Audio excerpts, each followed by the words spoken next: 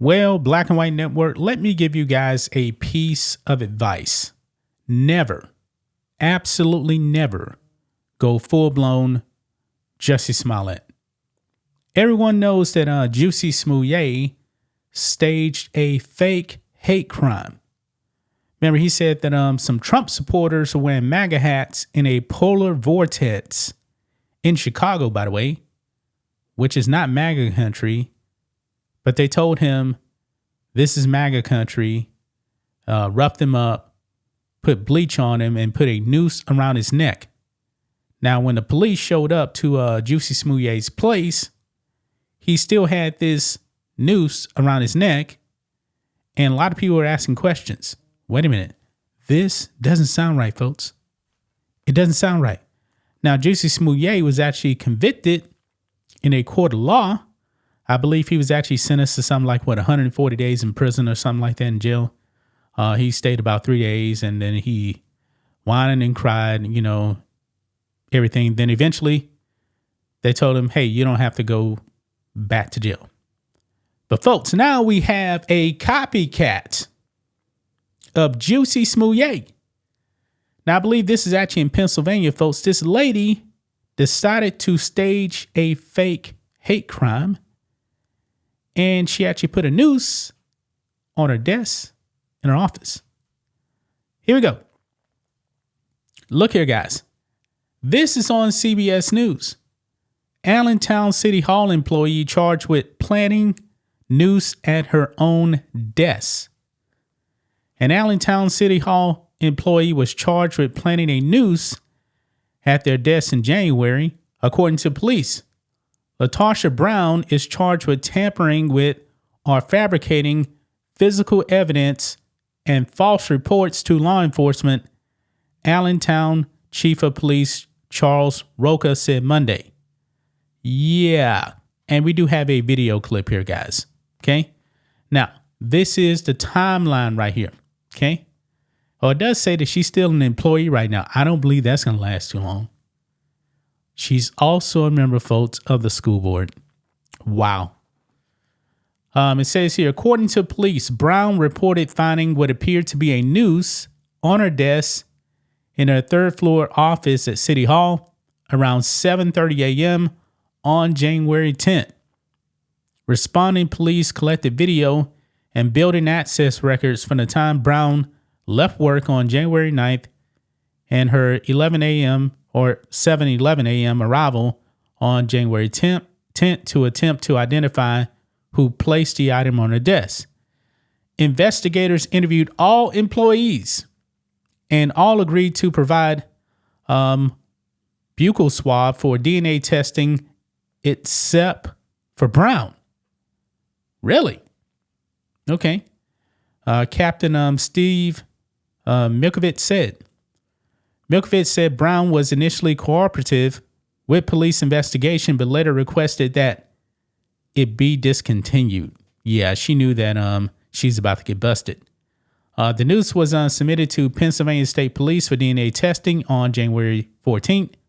According to Milkovich, a search warrant for Brown's DNA was approved and executed on January 24th.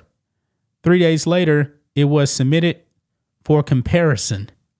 Milkovich said a state police report was released on March 10th, indicating that Brown's DNA matched swabs of the outer surface and inner knotted portion of the noose. He added no other employee's DNA was found on the noose. Oh, man. When asked about Brown's motive, Roca said, at this point, we're not going to discuss that. Oh, man. The incident led to protests and demands for change at Allentown City Hall in January. Josie Lopez, a community organizer and friend of Brown's, claimed Monday that Brown has faced discrimination and retaliation in the past and believes her friend is innocent. However, this woman is not innocent. Not innocent. But let's go ahead, guys, and listen in to this report here. This is the police charging LaTosha Brown with this. And already, guys, the Jussie Smollett memes are in the comment section. Yeah. Oh, this is funny. I was jumped by two guys wearing Tesla hats. They told me this is Twitter country. Oh, man. Anyway, let's play this. The Allentown Police Department conducted a thorough investigation, including interviews of persons, analysis of evidence, and consultation with the District Attorney's Office of Lehigh County. As a result of the subsequent investigation, LaTarsha Brown was charged with tampering with or fabricating physical evidence, a misdemeanor of the 2nd degree, and false reports to law enforcement, a misdemeanor of the 3rd degree. As in every criminal case, the fact that a warrant has been issued or a complaint has been filed is merely an accusation. The defendant is presumed innocent until and unless proven guilty in a court of law. I'm now going to ask Captain Milkovich to provide a summation of this investigation. Good afternoon, everybody. Captain Milkovich, Criminal Investigations Division. On January 10, 2025, at approximately 7:11 a.m., Allentown City employee LaTarsha Brown arrived at her office on the 3rd floor of City Hall. At approximately 7:38 a.m., Ms. Brown notified the Allentown Police Department that she discovered on her desk upon arriving at work. Officers. I don't know what's going on. Criminal investigation. But it was jumping right there. I don't know what happened. Let's go back just a little bit. Police Department that she discovered on her desk upon arriving at work. Officers. Okay, that's not Et's doing it. It's just a clip that's messed up right there. But we get the point, though. And Criminal Investigations Unit responded, initiating a criminal investigation to identify the individual responsible for placing the noose on Ms. Brown's desk. During the investigation, video surveillance and building access control records were reviewed to identify city employees present on the 3rd floor of City Hall between the time Ms. Brown left for work on the afternoon of January 9, 2025, and her arrival on the morning of January 10th. Those employees were interviewed.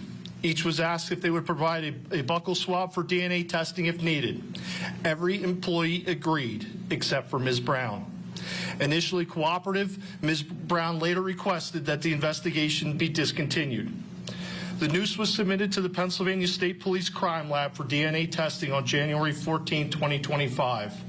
On January 24, 2025, a search warrant was approved by the Lehigh County District Attorney's Office for Ms. Brown's DNA, and a DNA sample was obtained that same day.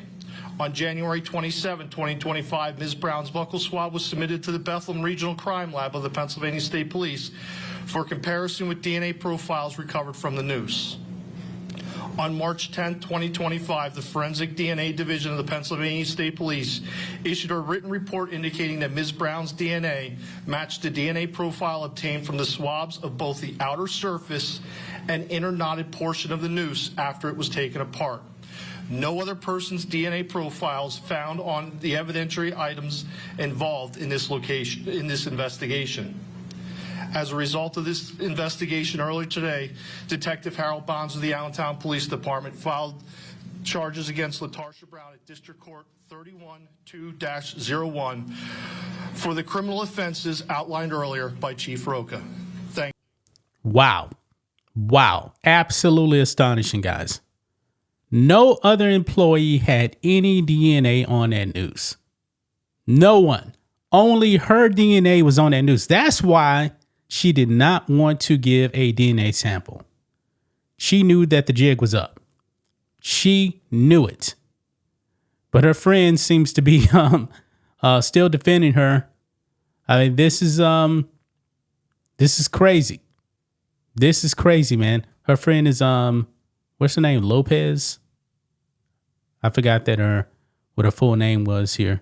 Oh, Jussie Lopez, her friend, talking about how LaTarsha Brown is a mother. She's a God-fearing woman. If so, why did she actually make up this? Why did she make this up? I mean, guys, it seems like the supply of racism, folks, is low. Extremely low. But the demand for race hustling, boy, that's high.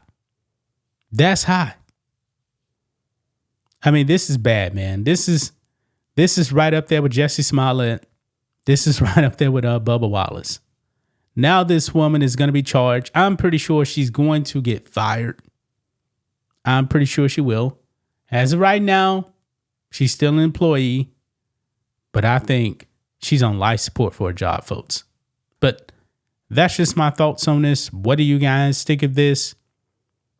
Black and White Network fans, let us know what you think about all this in the comments.